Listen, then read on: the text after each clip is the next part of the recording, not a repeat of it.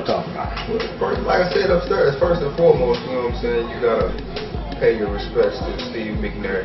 Okay. And Arturo Gotti. We done lost two great ones.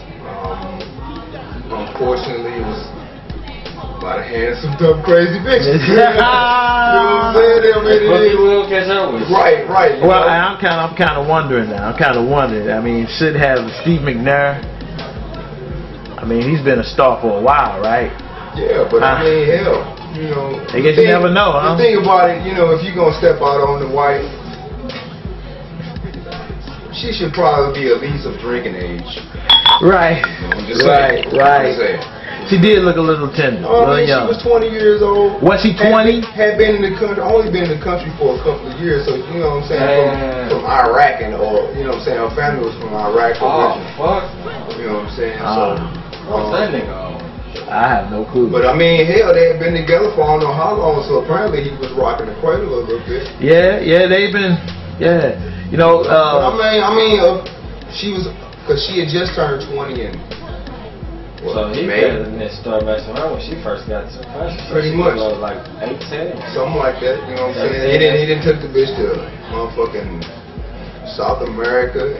You know, got pictures of her on the beach and everything with him and stuff like this, you know, so.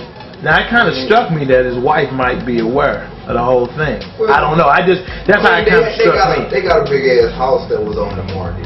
Right. You know what I'm saying? But that's neither here nor there. It really doesn't even matter.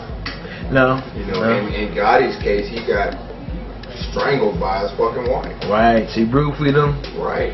Two-pieced him. You know, and choked him out. Fuck it. You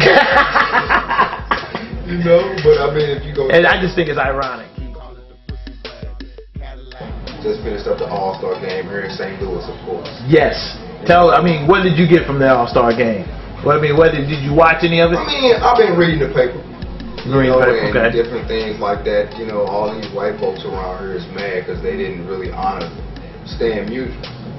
They didn't understand music. You know, not in the way that San Francisco honored Willie Mays and stuff like that. But you know, they talking about, well, none of the players went up and shook Stan's hand, this, that, and that. Well, it's different back in '99 when you had players like Tony Gwynn, Cal Ripken on the field. You know, legends, old school legends. You got old school legends that recognize old school legends. You got people like Brandon Inge, Mark Teixeira. You know, only motherfucker up there that really knew about Stan probably was Albert Pujols and Yadier. Right. Cardinals. You know, everybody in Cardinal Nation know about Stan Musial. Because the statue's outside of the fucking stadium. Stan Musial, even though he 85, damn near dead, can probably walk up to any one of them old ass women in Busch Stadium and say, "Suck my dick," and they would be honored to. He's the man. Stan's the man. Musial. That's how deep baseball runs in this town. Right. You know, it is the lifeblood of this town. Right, but I mean, they shouldn't have been surprised by it because Stan Musial been getting overlooked by Major League Baseball for the last 40 years. I'd like to add to that. Why does it seem like I don't know? It seems like when St. Louis gets like national spotlight, it seems like they diminish it. Like we won the World Series, that shit made Sports Center for like. It's because a day. If it don't happen on the East Coast or the West Coast, unless it's Chicago, it don't matter. It don't matter. Even though we've been competitive in baseball, like every year, it's just shit out there. Because Cubs ain't won nothing in 101 years. Completely useless by September. Cubs. That's what's up. The Cardinals should be all right. Right. Hopefully they can get Mark DeRosa help. Mark, who's that now? Mark DeRosa. They picked him up in the trade late this season. Okay. You know what I'm saying? Traded Chris Perez and another player to be named later. You know, reliever. It was either between him and Jason Mott. But you can't get rid of the hardest throwing person that you got in your organization. Right. You know, not only do he throw 99 miles per hour, he throws 99 miles per hour for strikes. Strikes, right. He puts them over the plate. Right. They're hittable, you just can't hit them. Right. But everything pretty much just like every season depends on what Albert Pujols and Chris Carter do. Okay, right. Pujols is the fucking man. I'm just praying to God that he ain't on nobody. Right. Now let me ask also, as much as baseball is taking light in St. Louis, because I think it's going to be always the first sport. It'll always be the first sport, but kind of fill me in on some of this Rams. What's going on? I mean, training camp is in 2 weeks.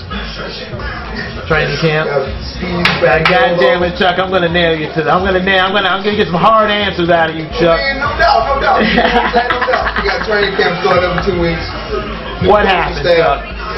You know, I'm just gonna say. Let me preface it by saying, a few years ago, I thought on our way to being like eclipsing Chicago is like that third city as far as popularity with all it. Because I mean, we had it for a minute. I mean, it wasn't just the football, but we were kind of winning in baseball. We were winning in football. We had a lot of entertainers from here doing their thing. Now it's almost like we went back to before the Rams even came here, and they're still here. But see, that's the problem with the St. Louis fans. Unless you're the Cardinals, if you're not winning, it don't matter. The Cardinals can throw you all type of bullshit. We're gonna go out. We don't spend money in the off season, so we can make sure we got enough money to pick up somebody at the trade deadline. But we didn't pick up nobody at the trade deadline because we want to make sure we got money for the off season. They've been throwing the same bullshit for the last 10 years. But yet they still pack in $3.1 million every year. You know what I'm saying? And still selling $9 bills. $9 bills. That is why you should always smoke weed before you go to your sporting event. You know? Unless I'm buying an all-inclusive ticket, I'm not going to the thing. You need to be fed and watered. Yes. Treat them like a plant when it comes to town. Because I'm going to go high. Smoke weed there. There you go. You know? Gotta back in the old Bush, back in the 90s when the Cardinals wasn't winning, when it was like nobody there.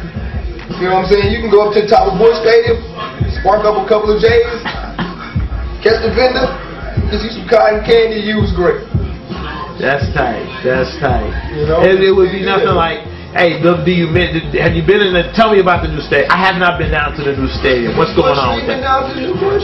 I've been past it. Like when we won, I walked it, around it. I mean, it could have been better, but it still has a lot of room for improvement. It looks like no stadium is going to start out, you know what I'm saying, nothing that we going to do in this city. Right. It's going to start out spectacular. We're not getting ready to go out and spend $1 billion on the stadium. It's not going to happen.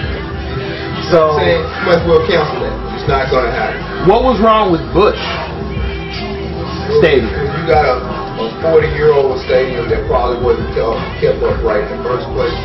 You know what I'm saying? Bush Stadium looked great from the outside. If you look on the inside, underneath that motherfucker, the infrastructure was not so sound. Right.